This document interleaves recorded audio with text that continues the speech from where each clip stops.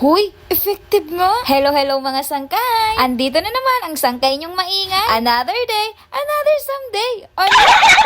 Hala sangkay, kinarir mo na talaga yan. So ayun, eto na nga ang nanay. Ang nanay na pala kwento kahit walang katuturan. O siya, samahan niyo nga kami, bumili ng kape. Sinama ko na nga etong chikiting dahil wala akong magbabantay sa kanya. Ang ate kasi ay nasa summer pa. Nag-enjoy pang maligo ng dagat. Kaya kada alis ko, sinasama ko nga etong chikiting. Pagkabalik nga namin, hala ka, nag-uusok na yung pinakulo. Kaya naman dali-dali ko nang pinatay. At nilapag ko na nga dito ang isang chikiting. Nag-play nga lang ako ng Peppa Pig para malibang. Habang nag-i-enjoy pa nga siya sa panunood. Eto, at kinuha ko na yung walis tambo at nagwalis-walis dito sa labas. Para nga kahit papano hindi bahaya ng langgam ang aming bahay.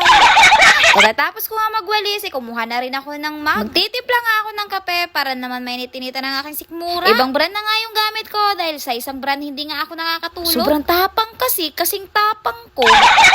Di pa nga kasi ako nakakabili ng tubig sa water dispenser, kaya dito muna ako nag-init ng tubig. At buti na lang talaga, meron kaming ganito. Salamat talaga sa gamit mo, ate.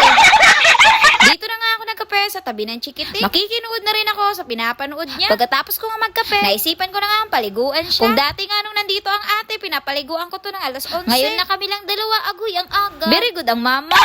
Dahil nga sa matibay na yung buto niya, ganito ko na nga siya paliguan. Para sa susunod nga, ay tuturuan ko ng lumangoy.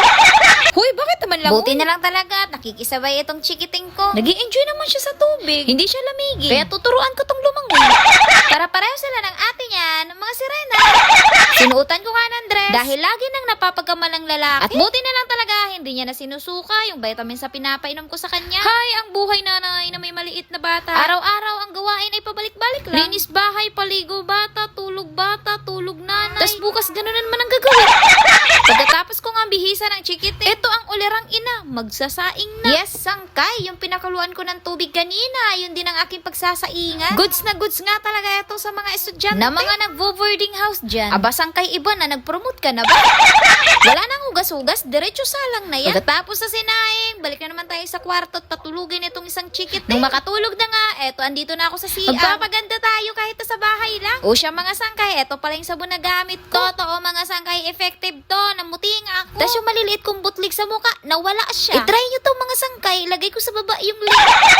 Talaga naman talagang lumiwanag ang mukha ko dito. Isang buwan ko nang gamit ito mula ulo hanggang paa. Pati bra, siya ang naglalaba. Uy, iba na. Pagkatapos ko nga maghilamos, nagluto na nga ako ng aking maiaalmusal. Eto nga yung gamit na pinag-initan ko ng tubig at pinagsaingan ko. Parang estudyante lang si sangkay. O siya, tara kain na tayo bago pa magising ang isang chikiting ko. Oy, Pilisa, umuwi ka na. Namimiss na kitang kaawan. So, ayun lang. Salamat sa panonood. Bye-bye mga sangkay.